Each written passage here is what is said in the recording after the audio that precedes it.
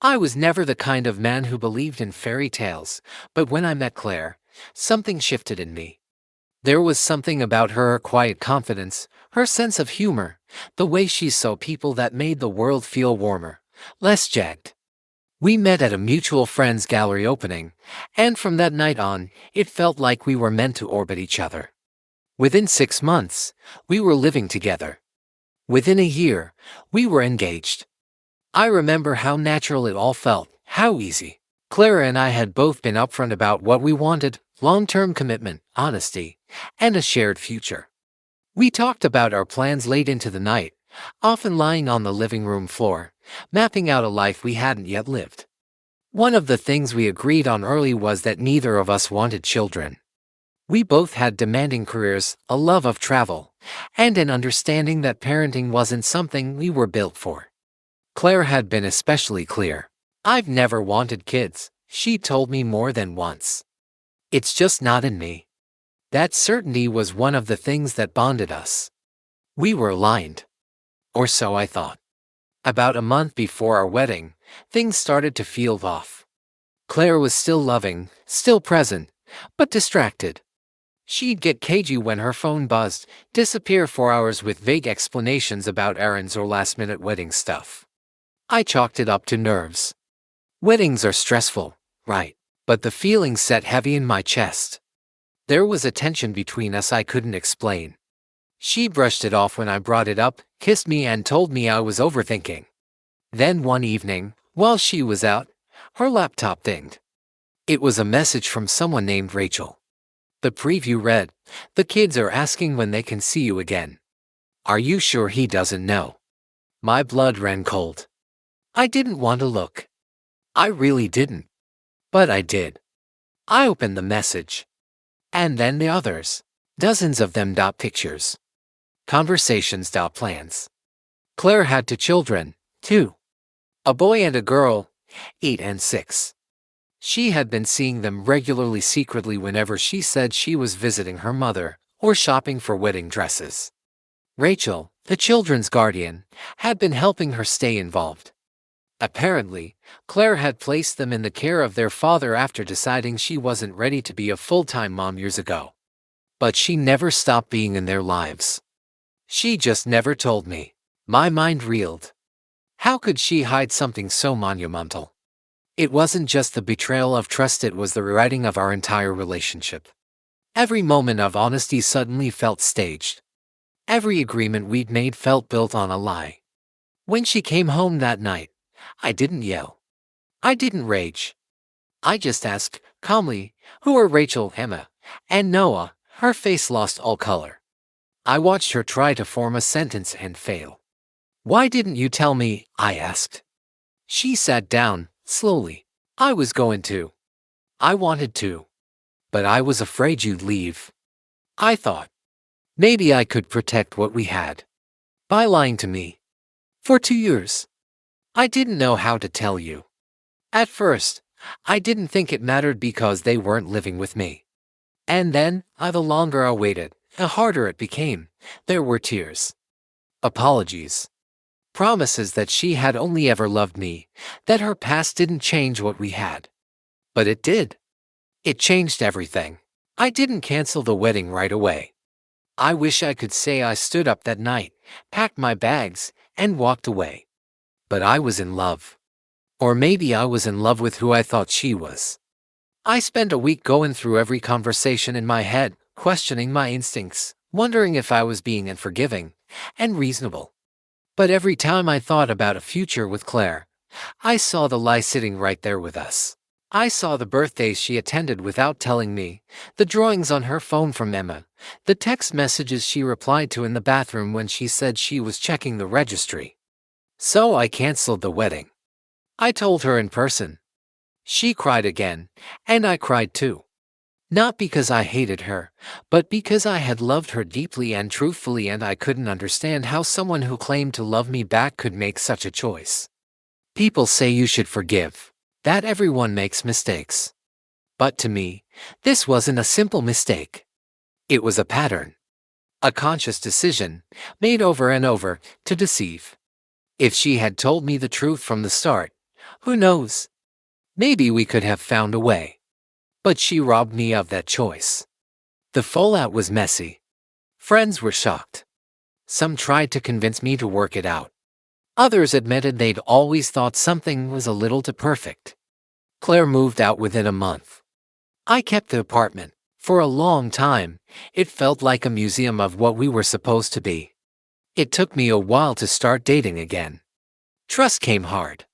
Every time I met someone new, I found myself looking for the lie.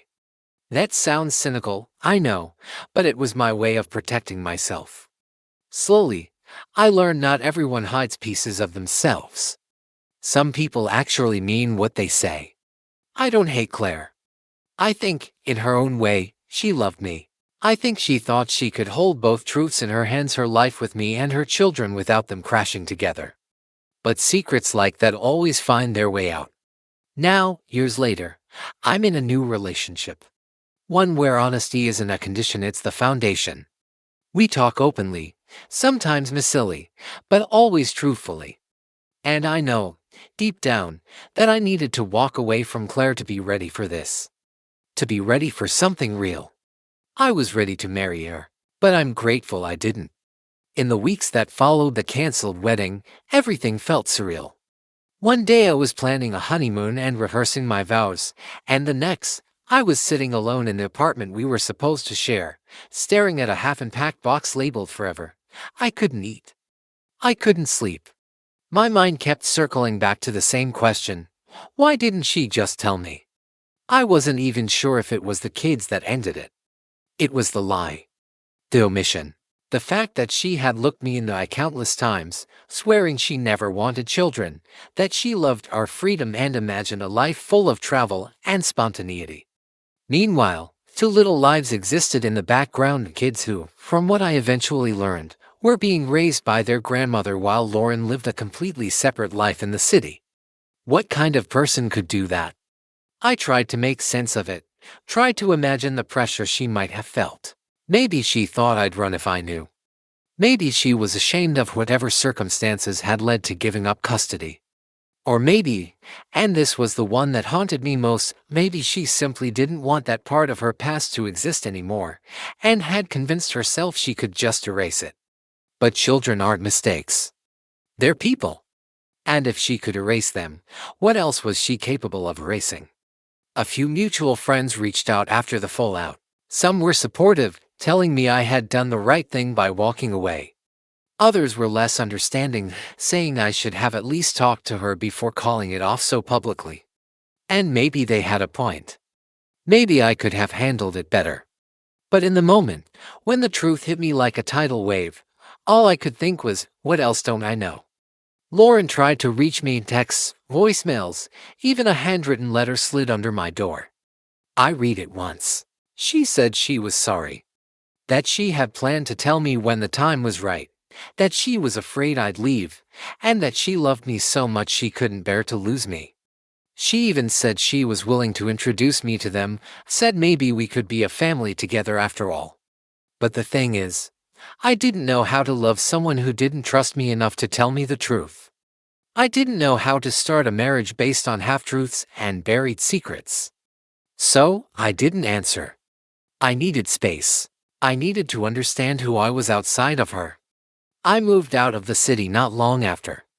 Found a small place in a quiet town with more trees than streetlights. I worked from home, picked up old hobbies I'd forgotten like photography, cooking, running in the early morning when the fog still clung to the hills. And slowly, the ache in my chest loosened its grip. Time, as it tends to do, kept moving. About a year later, I ran into someone at a local bookstore. Her name was Hannah. She was warm, open, and curious in a way that didn't feel forced. We struck up a conversation about a novel we'd both read, and before I knew it, I was laughing in that easy, genuine way I hadn't in ages. We started seeing each other slowly at first. No grand declarations, no rushing to label anything. Just coffee dates, long walks, conversations about real things, family, fears, values. She had a son from a previous relationship, and she told me about him on our second date. No hesitation, no apology. And you know what? It didn't scare me. In fact, I admired her for it. For being brave enough to live her truth out loud. One afternoon, I met her son Evan. He was 5, curious and cautious at first, but slowly warmed up to me. I was surprised by how natural it felt, helping him build Lego sets, reading him bedtime stories, hearing him call me by name. It didn't feel like a compromise. It felt like growth. Like a second chance. I realized then that it had never been about whether someone had children or not. It was about honesty. About being given the choice to love someone fully, with all the truths they carry. I never heard from Lauren again. Part of me still wonders what became of her, of the kids she once hid. I hope they're okay.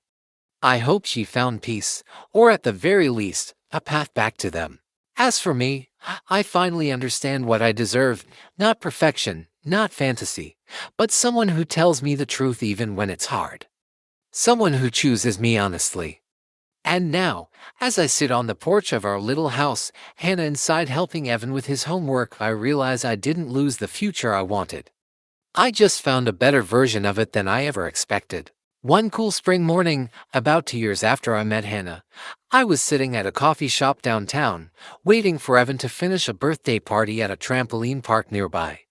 I had just opened my laptop when I heard a voice say my name, a voice I hadn't heard in a long time but immediately recognized. It was Lauren. She looked different. Older, maybe a little more tired, but also calmer. There was no tension in her shoulders like there used to be. She wore a simple jacket and had a worn messenger bag slung across her chest. I stood up out of instinct, surprise, and awkward politeness mixing inside me like oil and water. "Hi," she said quietly, as if louder would shatter the moment. "Hi," I echoed, not really sure what else to say. "I didn't think I'd ever run into you again," she added, offering a small, cautious smile. "I didn't even know you'd left the city." I nodded. Double quotes, yeah. I needed something else. Something quieter. She gestured toward the empty chair across from me. "May I?" I hesitated for only a moment, then nodded. She sat, folding her hands in front of her. "I've thought about this conversation 100 times," she began. Imagined how it would go. What I would say if I saw you again. I stayed quiet, giving her space. I could feel old instincts inside me, the desire to protect myself, to shield my heart from anything she might say. But I was stronger now. Wiser, maybe. She gestured toward the empty chair across from me. "May I?" I hesitated for only a moment, then nodded. She sat, folding her hands in front of her. "I've thought about this conversation 100 times," she began. Imagined how it would go. What I would say if I saw you again. I stayed quiet, giving her space. I could feel old instincts inside me, the desire to protect myself, to shield my heart from anything she might say. But I was stronger now. Wiser, maybe. "I moved back to my hometown," she said. "Took a job at the community center. I'm raising my kids full-time now. Their grandmother had a health scare, and it forced me to reevaluate everything."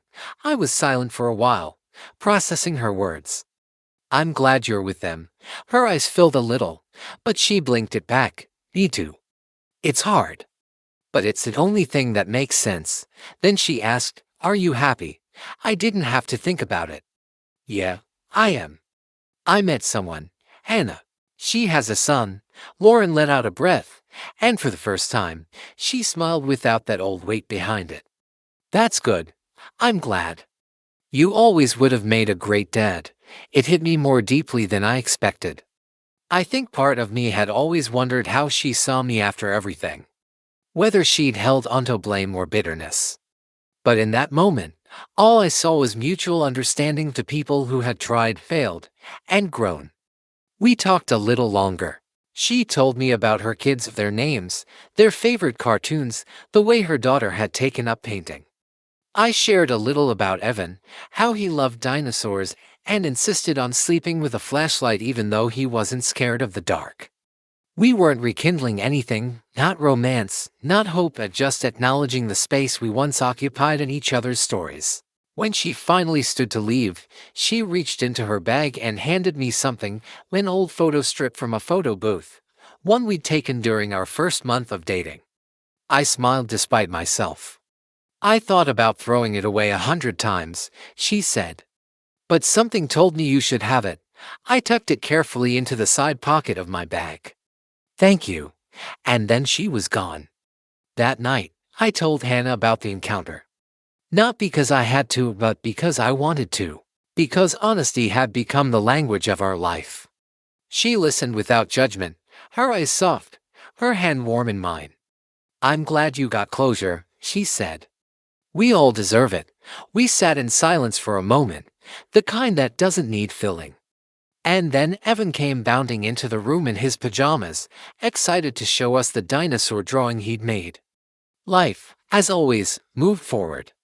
I kept that photo strip, not out of nostalgia, but as a reminder. A reminder that we are allowed to outgrow people, and they're allowed to outgrow us too. That even the endings we never wanted can make room for the lives we're meant to build. That telling the truth even when it's hard is the greatest form of love. And now, when I look at Hannah laughing in the kitchen, when Evan curls up beside me and calls me dad for the first time without thinking about it, when I see our future unfolding not as a rescue mission but as a partnership, I know I didn't lose anything that day at the altar. I gained the space to find something real. Years passed, but I carried that chapter of my life with me not as a scar, but as a quiet lesson. The photo strip Lauren had given me stayed tucked in the back of my desk drawer, not because I looked at it often, but because it reminded me of how far I had come. How life doesn't always unfold the way we expect, but sometimes it unfolds exactly as it should. Evan grew fast. One day he was asking for piggyback rides and bedtime stories. The next he was learning to ride a bike. Then coming home from school talking about science fairs and best friends and a crush on a girl named Edmia. Hannah and I always made space for his voice. We never treated him like a guest in a family, but like the core of it. And somewhere along the way, he started calling me dad naturally, like he couldn't remember a time when I wasn't there. It melted me, every time. Hannah and I got married in a quiet ceremony under an old oak tree behind her parents' house. No elaborate guest list, no fancy stage, just us, Evan standing proudly beside us in a little suit, our families smiling through tears, and vows that came from a place of truth. The words we exchanged weren't perfect, but they were real, full of earned love and quiet strength. We built a life together. A real one. With bills and laundry and sleepy Sunday mornings. With laughter in the kitchen, arguments about whose turn it was to take out the trash, and movie nights that ended with Evan passed out between us, popcorn crumbs in his hair. It was the kind of life I never knew I needed until I had it. Then one day, Hannah surprised me with news I didn't expect. We were going to have a baby. I stared at the sonogram photo in disbelief. A new beginning. Another life. I was overwhelmed at first, not with fear, but with gratitude. I had been given a second chance to do this, to be the kind of father I'd always wanted to be. And I wasn't walking into it with blind excitement, but with the kind of clarity that only comes from everything that came before. 9 months later, we welcomed a baby girl named Ela. She had Hannah's eyes and a tiny button nose, and when I first held her, I cried in a way I hadn't cried in years. She was everything good in the world, swaddled into a warm, sleepy bundle. Evan took to being a big brother better than I imagined. He'd sit beside her crib and read books aloud, even if she didn't understand the words. When she cried in the night, he'd shuffle out of bed and peer into our room like a tiny soldier on duty, ready to help. One evening, when Ela was just over a year old and Evan was around 10, I sat on the porch watching the sunset while the two of them played on the grass. Hannah brought out 2 mugs of tea and sat beside me. We watched in silence for a few moments, the kind of silence that feels full, not empty. You ever think about how we got here? She asked, leaning her head on my shoulder. All the time, I said. And I meant it. Sometimes I thought about that version of me standing stunned at the altar, heartbroken, a future unraveling. I remembered the pain, the confusion, the way it all felt like failure. But now, with Hannah beside me, Evan and Eel in front of me, and peace in my chest, I saw it differently. That moment hadn't broken me. It had redirected me. I used to think a happy ending meant getting everything I thought I wanted. Now I knew better. A happy ending was about growth, about resilience, about finding something deeper after losing something shallow. The truth is, I'm glad Lauren lied. Not because it was right, it wasn't, but because it forced me to walk away. Because if she had told the truth earlier, I might have tried to force a future that wasn't meant to be. I might have compromised my values, my trust, my peace. Instead, I built something else. Something better. And as the stars began to appear in the sky and Eel let out a delighted squeal at something Evan had said, I realized that this was the life I was always meant to live. Not the one I imagined when I was younger, but the one that had grown out of truth, choice, and love, the kind of love that doesn't ask you to hide anything, the kind of love that lasts.